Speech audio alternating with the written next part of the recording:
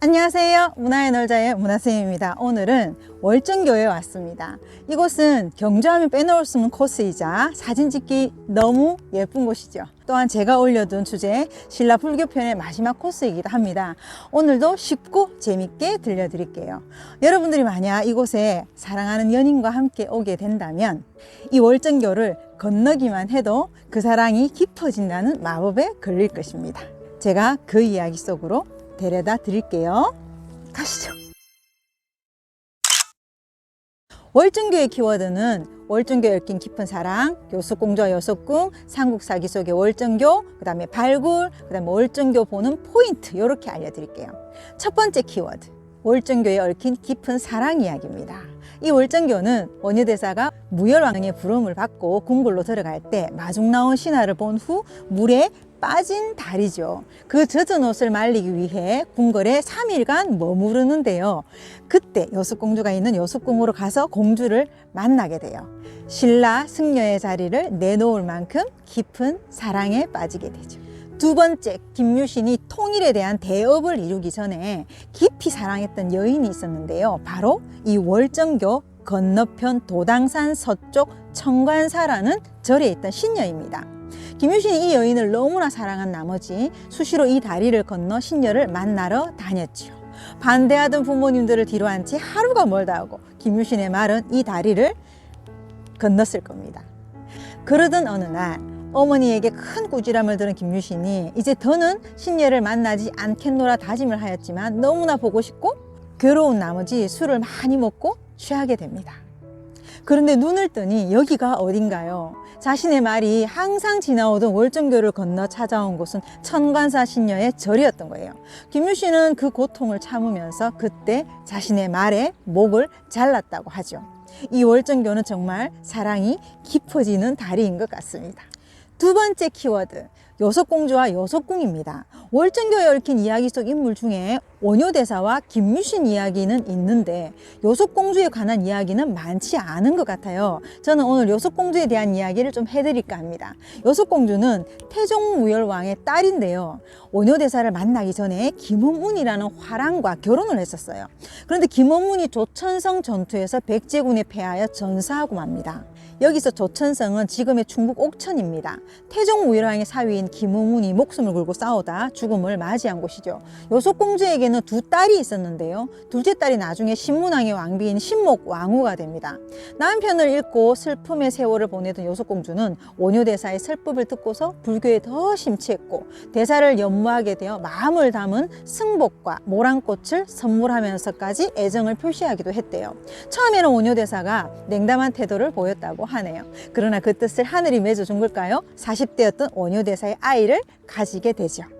요속공주에 대해서는 자료가 많이 없으나 조금 다르게 생각해 보면 설총을 통해 이 요속공주의 성품을 알 수 있는 것 같기도 해요.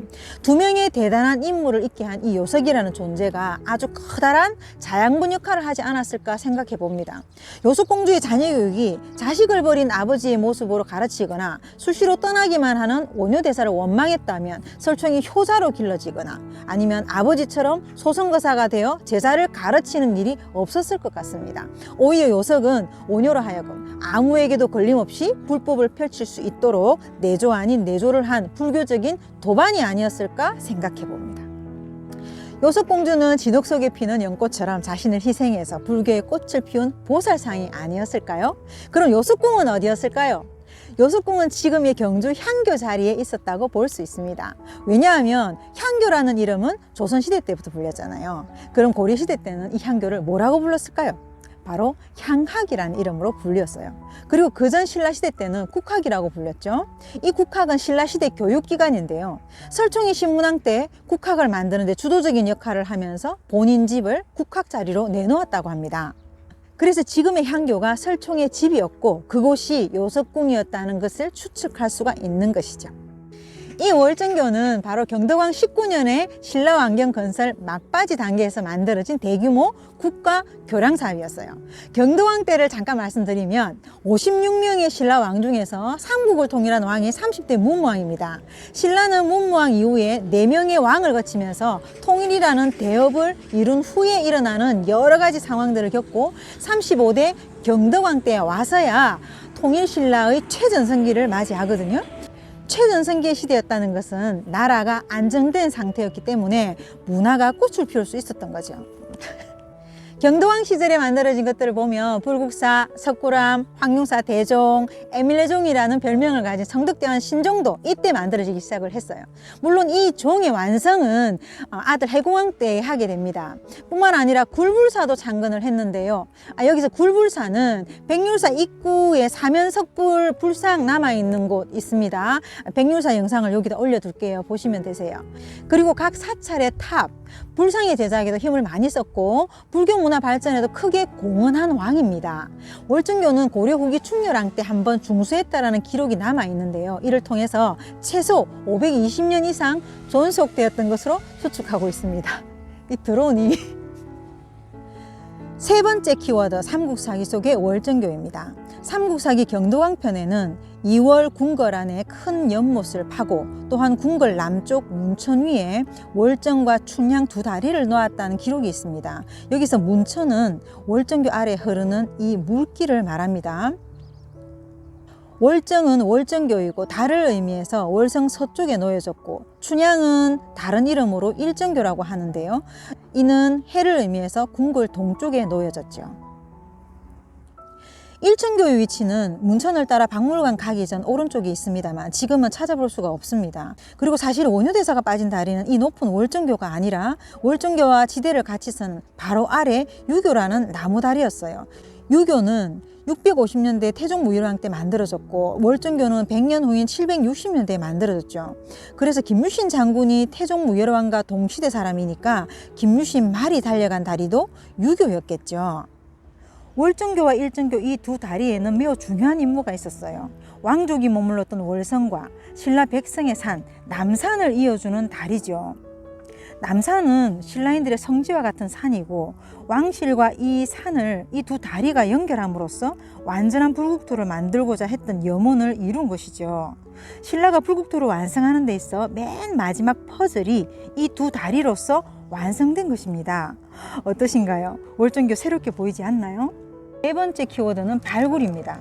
월정교는 원래 크기, 길이 그대로를 만든 것입니다. 다리의 총 길이는 63m, 너비는 12m, 높이는 5m입니다. 발굴 당시 발굴단들이 너무 놀란 것은 신라인들의 다리를 만드는 기술이었는데요. 첫째, 다리 기둥을 받치는 기초석의 머리 부분을 한번 보시겠어요? 마른 목골로 만들어서 물의 저항을 최소화했다는 것입니다. 특이하죠? 두 번째, 강바닥에 격자 모양으로 나무를 박고 그 안에 돌을 빼곡히 박아 다리 주변에 토양이 유실되는 것을 막았어요. 지금은 보이지 않지만요. 그것을 세굴방지라고 하는데요. 그때 쓰인 나무의 일부가 땅속 뻘 속에서 썩지 않고 출토가 된 거예요. 그 나무가 지금 이 월정교에 있답니다. 셋째, 기초석 아랫부분에 자갈과 흙을 다져서 여러 겹으로 쌓아놓은 안전장치도 발견한 거죠. 이곳에서 발굴된 석재는 2,800여 점이나 되었다고 합니다. 대부분이 난간석이라서 다리의 형식이 난간 형식이었구나 라는 것을 알게 된 거죠. 그리고 우리나라 통일신라 건축법 중에 돌못을 사용하는 것이 특징인데요. 이 월정교에서도 돌못을 어렵지 않게 찾을 수 있을 겁니다. 지금 보이시는 그 벽면 보면 볼록볼록 나와 있는 거 있죠. 그게 바로 돌못이고요. 말뚝처럼 만들어서 이렇게 흔들림 방지라든지 이런 것들을 했던 그런 기술입니다. 석굴암 불국사에서 흔히 볼 수 있는 그런 건축 기법이랍니다. 월정교 들어가는 입구에 두 개의 석축과 사자상이 보이시죠? 이 석축은 팔각형으로 되어 있고요. 이 사자상과 석축은 주로 사찰에서 많이 건축되는 양식이거든요. 근데 이곳에 있는 걸 보면 당시에 이 주변이 번화가였고 사신이 오거나 할 때도 이곳을 들어가는 관문이었기 때문에 수호신 같은 그런 역할로 이걸 세워놓지 않았을까 추측합니다. 또 석사자상 1구가 출토되었는데 머리는 찾을 수 없어서 그대로 박물관에 가 있고요. 지금은 다시 만들어서 올려두었답니다. 건물을 구성했던 나무는 다 썩었겠지요. 그러나 돌은 색깔은 변하지만 썩지는 않았기 때문에 출토가 많이 됐어요. 또 와당 180점, 그 다음에 토기류 60점 등도 출토가 되었다고 합니다. 보건은 기존 출토된 석재들을 거의 그대로 사용하고 아예 유실된 부분만 새로 만들어 지금의 모습을 완성한 것이라고 합니다. 그러다 보니 군데군데 색이 다른 기둥들이나 석재들이 보실 수 있으실 거예요. 가장 먼저 보이는 곳, 눈에 띄는 곳 한 곳 보여드릴게요. 바로 이 석축에 있습니다. 이렇게 보이시죠? 색깔이 다른 게 보이시죠?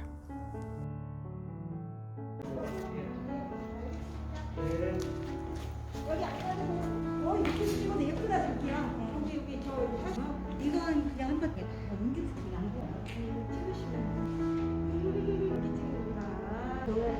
1500년 된 당시 석재들과의 만남 찾아보는 재미도 쏠쏠하실 겁니다. 제가 지금 몇 가지 찾아보실 것만 정리해서 알려드릴게요. 한 5가지 정도 됩니다. 첫째, 입구 쪽에 축대, 양쪽 축대와 사자상, 거기 색깔 다른 거 보시고요. 그 다음에 두 번째, 각 구석마다 색이 다른 석재들, 그 다음에 돌못, 그 다음에 아래쪽 마른 목골의 기초석, 그 다음에 5번째, 세굴 방지 나무입니다. 이것은 어디 있을까요? 여기 있다고 했죠. 월정교에. 어디냐면 저 끝에 문루 위에 올라가면은 2층에 영상이 하나 나오고요. 거기에 보면은 유리관 속에 그때 밑에서 출토됐던 그 나무가 전시되어 있습니다. 자, 이제 이 문루로 올라가서 쇄골 방지 그 기초석이었던 그 나무를 보여드릴게요. 천천히 올라가시고, 여기는 굉장히 가팔라요. 그러니까 조심조심해서 올라오시기 바랍니다.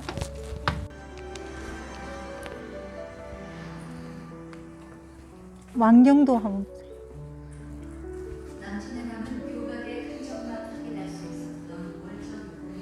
출토 유물.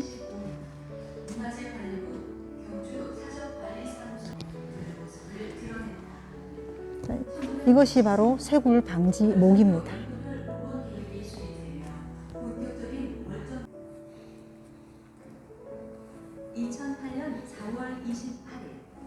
본격적인 월정교의 복원 봉사가 시작되었습니다.